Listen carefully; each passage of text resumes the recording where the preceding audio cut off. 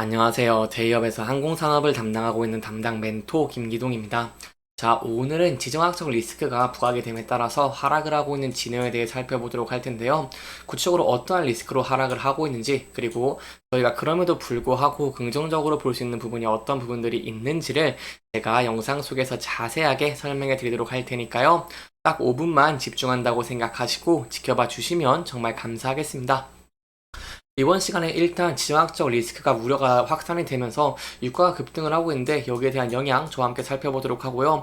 그럼에도 불구하고 저희가 또 기대할 수 있는 부분도 함께 살펴보도록 하겠습니다. 그리고 이제 마지막으로 이러한 리스크가 부각됨에 따라서 진해 같은 경우 주가가 금일 하락을 하고 있는 모습을 보여주고 있습니다. 이렇게 한 2.5% 정도 하락하고 있는 모습을 보여주고 있는데 여기에 대해서 저희가 어떠한 대응 전략을 짜는 게 좋을지까지 제가 이번 시간에 이러한 순서대로 중요한 내용들을 하나하나 풀어가 보도록 할 테니까요. 영상 시청해 주시기 전에 구독과 좋아요 한 번씩만 눌러 주시기를 부탁드리도록 하겠습니다. 일단 진에어 같은 경우에 오늘 주가가 조금 하락을 하고 있는 모습을 보여주고 있죠. 이는 전일 지정학적 위기가 좀 고조가 되면서 미 증시가 하락한 영향도 있다고 할 수 있겠고, 그리고 이제 이제 항공사들에게 가장 큰 영향을 줄 수 있는 유가가 급등을 하면서 거기에 따른 리스크가 부각이 된 내용들도 있기 때문에 좀 진에어의 주가가 하락을 하고 있는 모습을 보여주고 있다라고 할 수 있겠습니다. 따라서 저희가 앞으로 이러한 유가 영향이 어떻게 될 것인지, 그리고 향후 전망과 그럼에도 긍정적으로 볼 수 있는 부분이 어떤 부분들이 있는지를 아는 것이 중요하기 때문에 여기에 대한 내용들 지금부터 좀 자세하게 설명해 드리도록 하겠습니다. 일단 유가 같은 경우 이 항공유와 좀 연관이 있는데 그 중에 브렌트유가 좀 영향이 크다고 할 수 있겠습니다. 브렌트유를 증류해서 항공유를 만들기 때문에 저희가 브렌트유 가격을 좀 지켜보는 것이 중요하다고 설명을 드릴 수 있겠는데요. 이는 항공사들의 매출 원가의 30%를 차지하는 것이 바로 항공유이기 때문입니다. 따라서 이러한 전망들 지금 좀 살펴보도록 하겠습니다. 일단 결론적으로 좀 말씀을 드리고자 한다면요. 이렇게 좀 유가가 급등을 하면서 이란이 이스라엘 공격하면서 좀 급등을 한 모습을 보여줬지만 그럼에도 이제 추가적인 상승은 좀 제한적일 수 있다라는 전망들이 좀 나오고 있어서 여기에 대한 내용들 좀 설명드리도록 하겠습니다.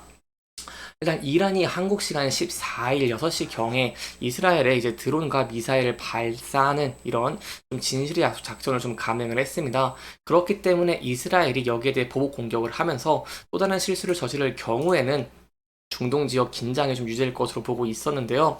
왜냐면은 이란 본토에서 이렇게 이스라엘을 직접적으로 포격을 한 것은 처음이라고 설명을 드릴 수 있겠고, 호르무즈 해협에서 이스라엘과 연계된 컨테이너 화물선 납부를 하면서 확전 가능성을 배제할 수 없기 때문입니다. 하지만 여기서 저희가 좀 긍정적으로 볼 수 있는 부분이 있습니다. 바로 이스라엘이 이렇게 14일에 회의를 열어서 보복 공격에 나서는 방안을 포함을 해서 이란의 공격 상태에 어떻게 대응할지 논의할 예정이었지만 전날 미국과 이스라엘 정상 간의 통화 후 보복 공격 안건을 철회했다는 것입니다. 따라서 이러한 상황을 봤을 때 추가적인 보복은 좀 제한적일 것이라고 저희가 조금은 기대를 해볼 수 있겠고요. 그리고 이제 좀 더 지정학적 우려가 발발이 되면서 좀 더 우려가 좀 커진다고 하더라도 제가 좀 긍정적으로 볼 수 있는 부분이 있습니다.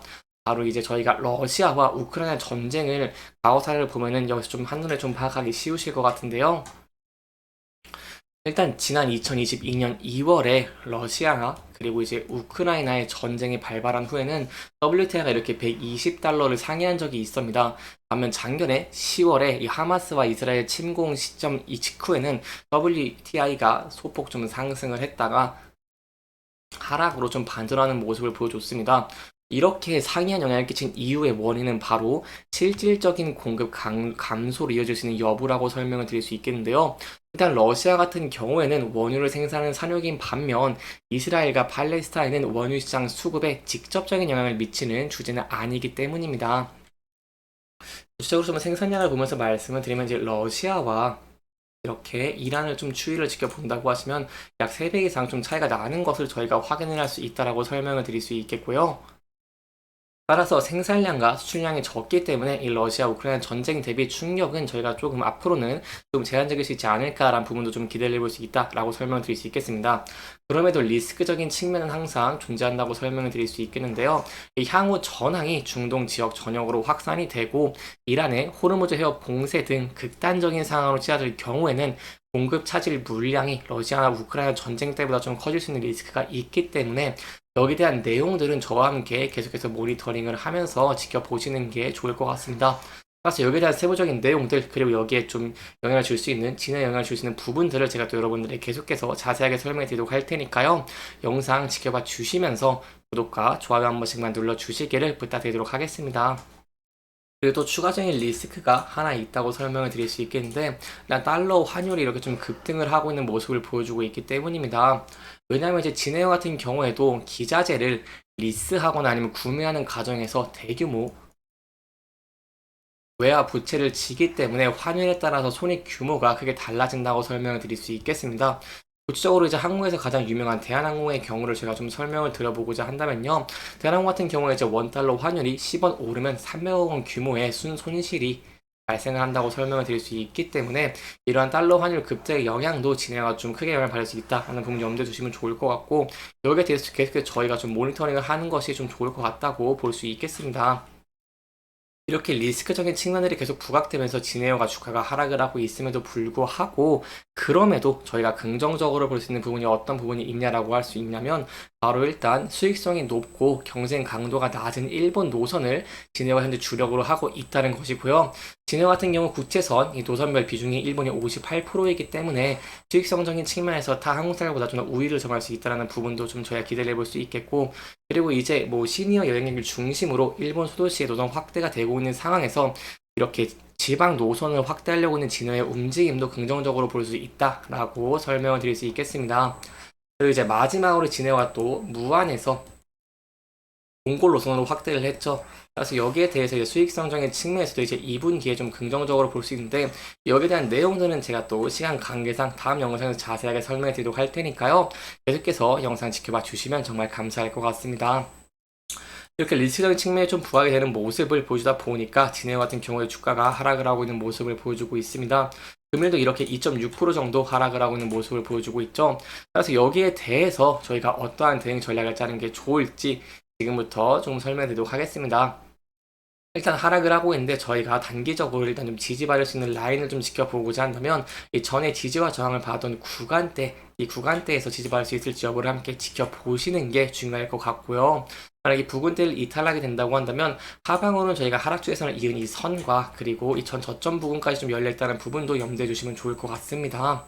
네, 그럼에도 불구하고 제가 아까 말씀드린 그럼에도 기대해 볼 수 있는 부분들이 좀 부각이 되면서 주가가 상승하는 모습을 보여주게 된다고 한다면, 저희가 단기적으로는 앞서서 저항같이 이제 받았던 구간대에서 저항을 받을 수 있을 가능성도 염두에 두시고, 이 부분대가 장기 이평선과 이 주요 저항 구간대이기 때문에 이 부분대를 이탈하고 안착하는 모습을 보여주게 된다고 한다면, 여기에 대해서는 저희가 추가적으로 상승 추세 전환도 좀 기대해 볼 수 있다라고 설명을 드릴 수 있겠습니다.